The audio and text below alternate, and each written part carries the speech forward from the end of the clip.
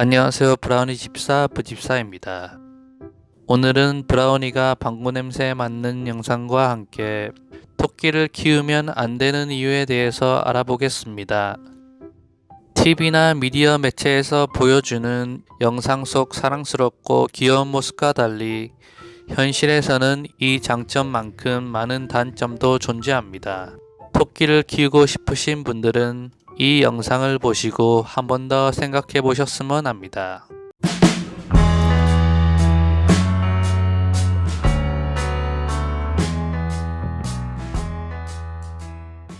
토끼는 개가 아니다. 토끼를 개와 같이 안고 돌아다니고 부르면 품에 폭 안기는 그런 상상으로 토끼를 키우시면 정말 아니 됩니다.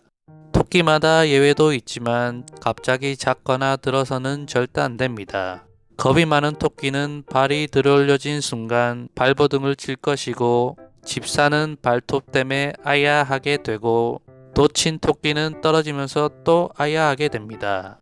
TV나 유튜브를 보고 토끼도 안을 수 있구나 하고 생각하시면 오산입니다. 그분들은 숙달된 전문가이고 이미 토끼랑 교감을 오래 한 집사님들입니다. 브라우니가 뒷발을 차면서 화를 냅니다.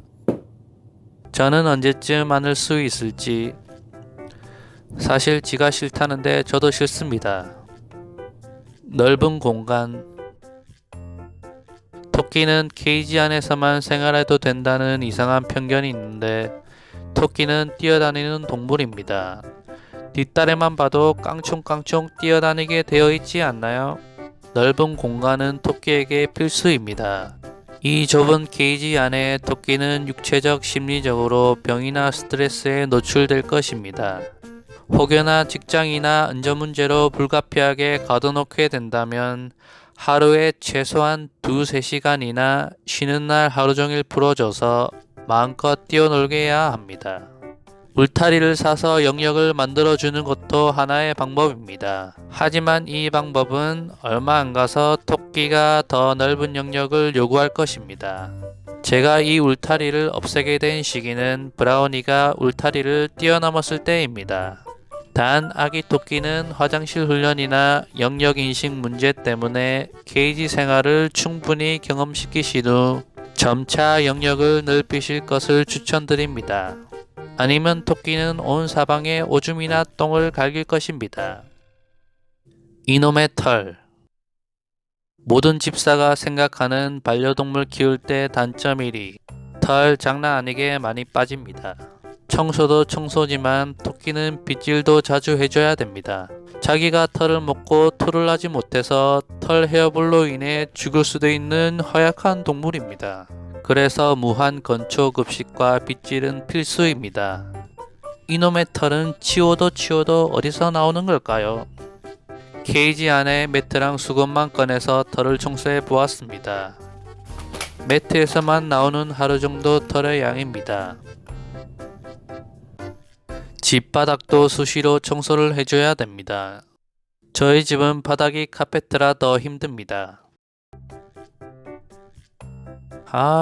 일부러 몰래 자기 털 뽑아서 뿌려놓나요?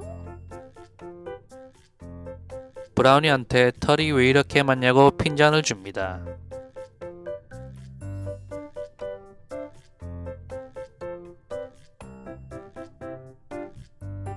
집어던지려다가 너무 커서 실패한 브라우니. 갈고 씹는다. 이어폰 줄 벌써 여러 번 해먹었습니다.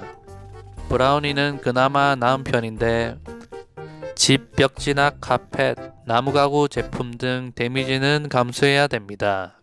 특히 위험한 전자제품 전선을 갉아먹을 시에는 감전돼서 토끼가 위험할 수도 있으니 철망이나 벽을 설치해 아예 접근을 못하게 해야 합니다. 먹이사슬 최하위 동물. 조그만 소리에도 민감하게 반응합니다. 조심하겠습니다. 초식 동물인 토끼는 잘 때나 쉴 때나 항상 주의를 경계합니다. 소음이 심한 장소는 토끼에게 많은 스트레스를 줄 수 있습니다. 천둥번개나 갑작스러운 큰 소리로 인해 쇼크사할 수도 있고 온도 변화에도 스트레스 받아 하고 다른 동물들에게 겁에 질려 돌연사할 정도로 겁이 많습니다. 그래서 토끼를 항상 관찰해야 하며 주의를 기울일 필요가 있습니다. 가스렌지랑 팬 소리에 놀라서 도망가는 브라우니 모습입니다. 아, 저 겁쟁이. 누굴 닮아서 저래 겁쟁인지 모르겠네요. 오줌 냄새와 청소. 청소를 열심히 해야 됩니다. 저도 참 게을러서 하기 싫은데요. 내 방 청소도 하기 싫은데 이틀에 한 번씩 청소하려니 죽을 맛입니다. 토끼는 습도가 높으면 병에 걸리기 쉬우므로 케이지한 오줌은 빨리 제거하는 게 좋습니다. 화장실 청소해야 되는데 비키질 않아서 나오라고 했습니다.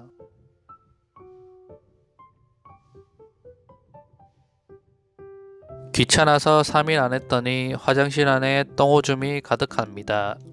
청소하는 와중에 열심히 먹는 브라우니. 오줌 냄새가 코를 찌릅니다. 특히 똥이랑 섞인 오줌 냄새는 강력합니다. 토끼는 화장실을 가리지만 괄약근이 약해서 종종 주위에 똥을 떨어뜨립니다. 이것도 나이가 먹을수록 토끼가 적응해 실수하는 수가 줄어듭니다. 집사에게는 기다려주는 마음이 필요합니다. 케이지는 못해도 이틀에 한 번씩 청소해야 됩니다. 깔끔하죠? 곤초와의 전쟁. 집에 곤초를 둬야 되기 때문에 집안 곳곳에 곤초들이 날리기 시작할 것입니다. 토끼랑 앉아서 놀다가 엉덩이에 곤초가 묻으면 옷에 걸려 엉덩이가 간지럽게 되고 양말에 곤초가 끼는 것도 감수해야 됩니다. 토끼는 카페트나 매트 등 부드러운 바닥에서 생활해야 하기 때문에 청소하기가 더 힘듭니다.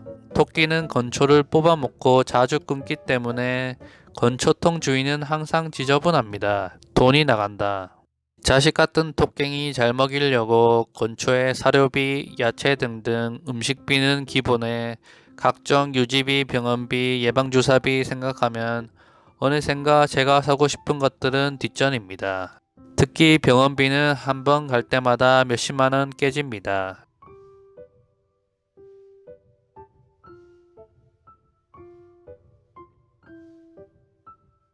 곤초, 털 알레르기. 코가 민감하신 분들, 알레르기가 있으신 분들, 특히 꽃가루 알레르기, 영어로 헤이피버라고도 하죠. 건초에 알레르기가 심하신 분들은 다른 동물을 키우실 것을 권장드립니다. 그리고 토끼털 알레르기는 토끼가 자주 볼 수 있는 동물도 아니고 키우고 난 후에 아이고 내가 토끼 알레르기였다니 이러시기 전에 한번 체크를 하시길 바랍니다. 전문병원 부재. 개나 고양이와 달리 토끼를 전문으로 하는 토끼 전문병원은 찾기가 힘들고 전문가가 별로 없어 오보 진단이 날 수도 있는 동물입니다. 긴급 상황 시 바로 갈 수 있는 병원이 있는지 꼭 체크를 해야 됩니다. 토끼는 아파도 참기 때문에 방치할 경우 집사가 눈치챌 때는 이미 늦은 경우가 많답니다. 토끼는 연약하고 스트레스 받기 쉬운 동물이기 때문에 갑자기 밥을 안 먹는다거나 이상 행동을 보이는 경우가 허다합니다. 가끔 이상 행동으로 집사를 들었다 놨다 하기 때문에 집사의 스트레스도 장난 아닙니다. 똥도 체크하고 건초는 잘 먹는지 물은 잘 먹는지 관찰을 자주 해줘야 되고 공부도 필요한 동물입니다. 어떻습니까? 이래도 키우고 싶으십니까? 이래도 키우고 있는 부집사였습니다. 영상 다 봐주셔서 감사합니다. 좋은 하루 되세요.